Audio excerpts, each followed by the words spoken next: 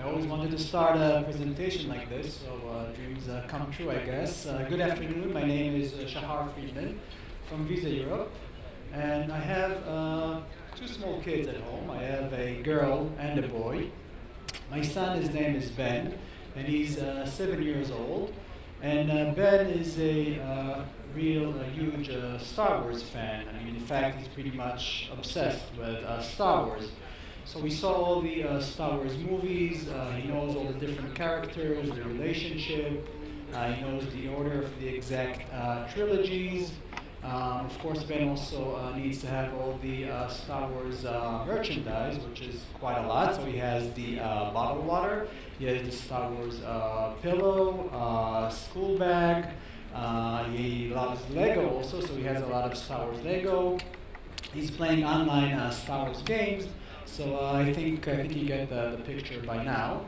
Now Ben also has a favorite character. His favorite character is R2-D2.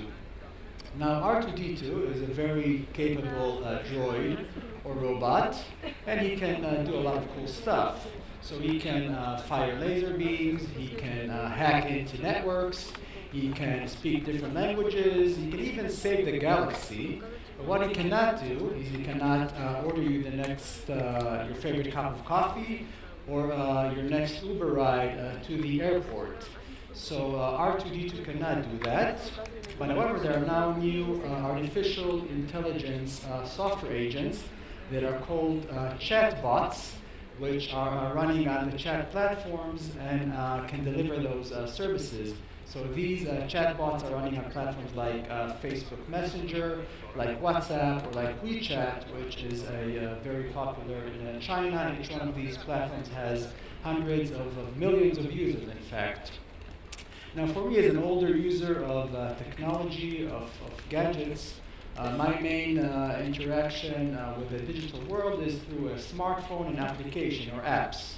However, when you look at younger generation of millennials, their main kind of like interface or gateway to the digital world is done through these chat platforms.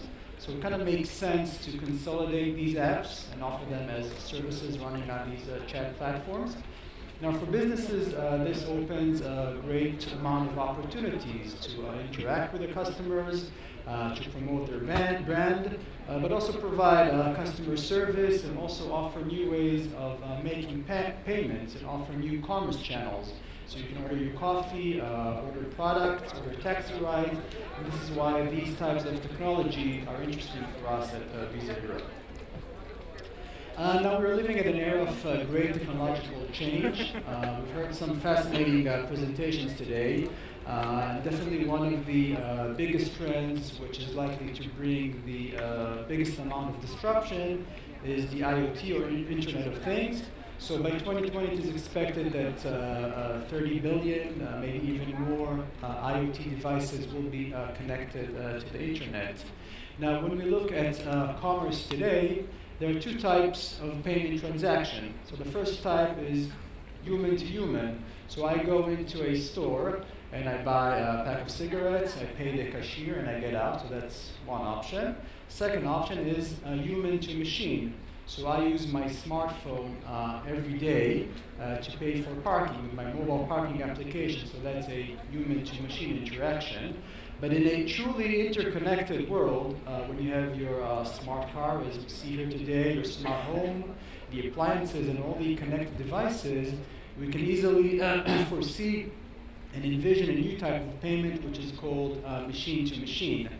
Now, the most, I think, notorious or obvious example, which is almost a cliche by now, is the smart fridge, right? So you have a smart refrigerator with built-in sensors that they can detect when you're running out of eggs, for instance, and then they can trigger a transaction. So they would connect to an app, so another machine, to trigger that purchase, and you'll get your supplies.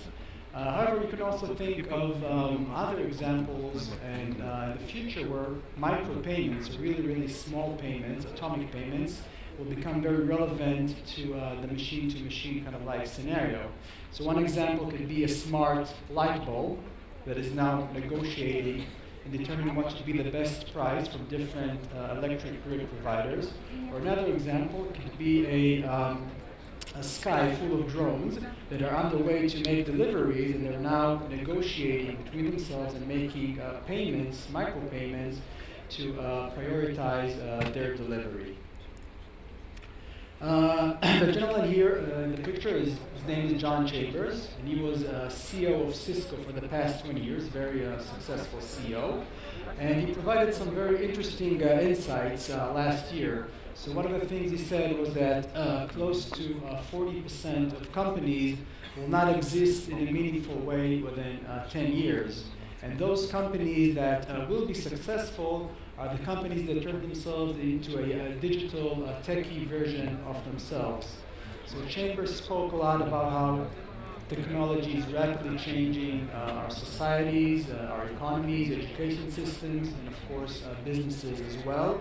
He spoke about the need for companies today, more than ever, to not miss a market transition or not underestimate the competitor of the future, not the competitor of the past.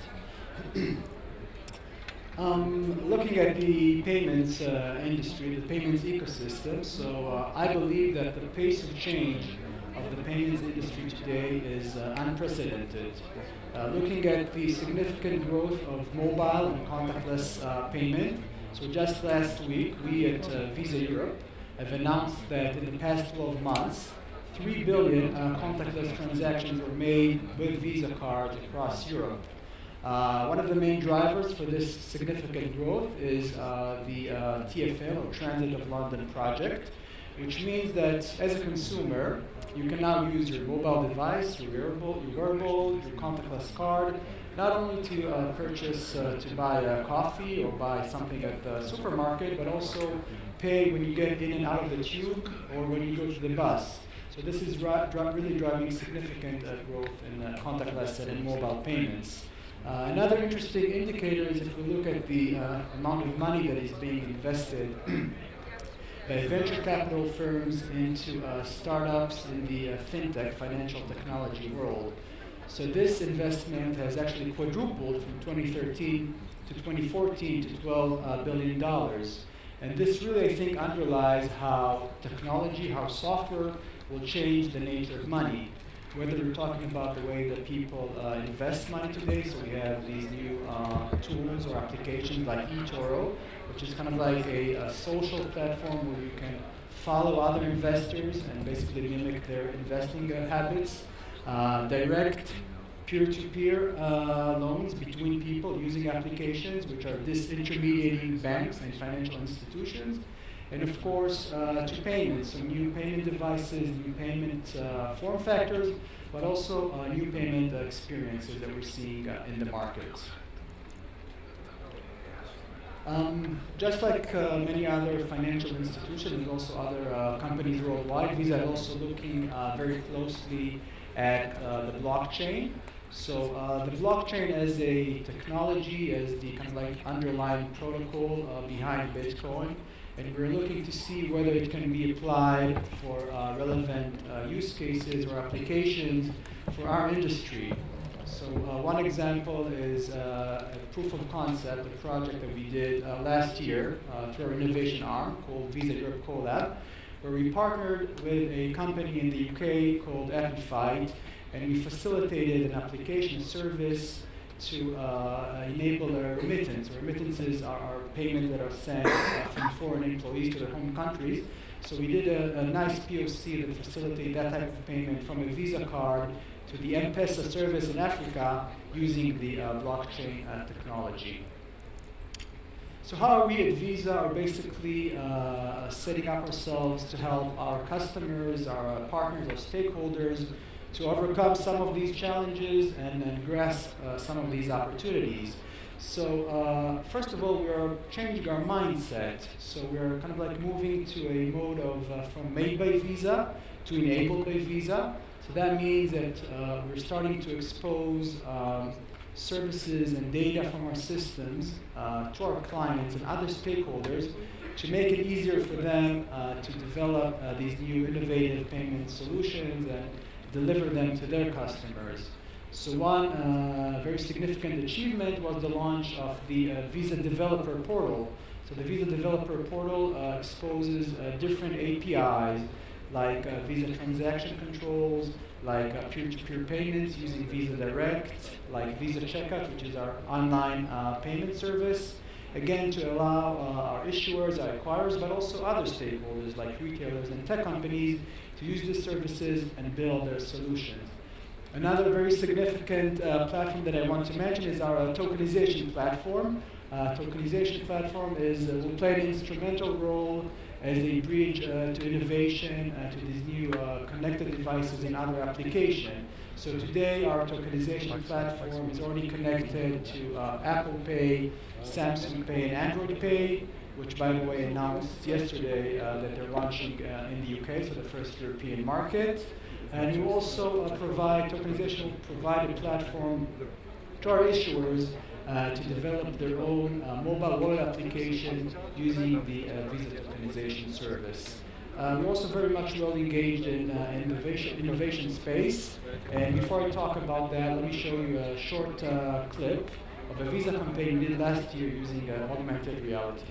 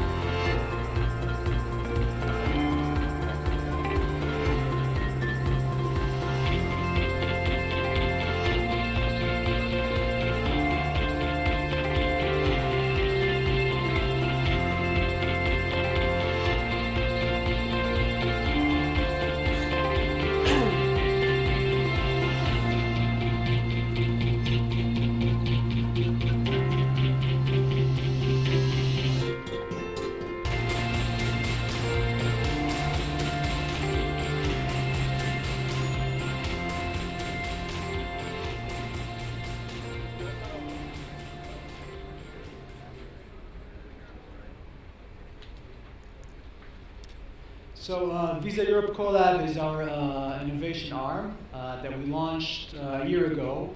Visa Collab is set up in 3 locations, which are the fintech capitals of Europe today: Tel Aviv, Berlin, and London. So through Visa Europe Collab, we want to find entrepreneurs and startups and help them turn their vision, their product, into a viable reality, whether it's through an incubation process that will be rolled out as a Visa product or features in existing products, or by helping those entrepreneurs and connecting them to our issuers, to our acquirers, and help them grow their companies.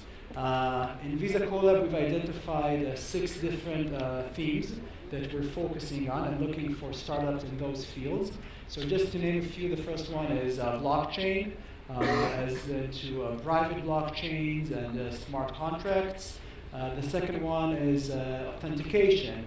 So authentication, new ways to authenticate users, especially in this connected environment, is very important. So whether it's biometric, facial recognition, ultrasonic wave authentication, and other technologies that are being developed is something very big for us.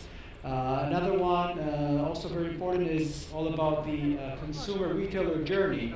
So everything related to the shopping experiences. So again, new connected devices, wearables, new types of POS, point of sale terminals, and new shopping experiences. So these are just a few of the themes. If we have any startups, entrepreneurs here, I'll be happy to have a quick chat after this presentation. Please also go into the Visa Europe Collab website, where you can see the rest of the themes that I mentioned, and also see some other details on our innovation activity. Just to conclude, Visa would continue to rely on our core processing services, our strong infrastructure, to deliver those new digital and innovative payment experiences. When you think about the scale and reach of the Visa brand, it's really mind-blowing. So worldwide, we have over close to 3 billion Visa cards, which are accepted in over 35 million retail locations, and we are working with over 15,000 financial institutions. So we'll continue to collaborate with them to deliver these exciting and new payment experiences. So thank you for your time. I hope you found it insightful and enjoy the rest of the day. Thank you.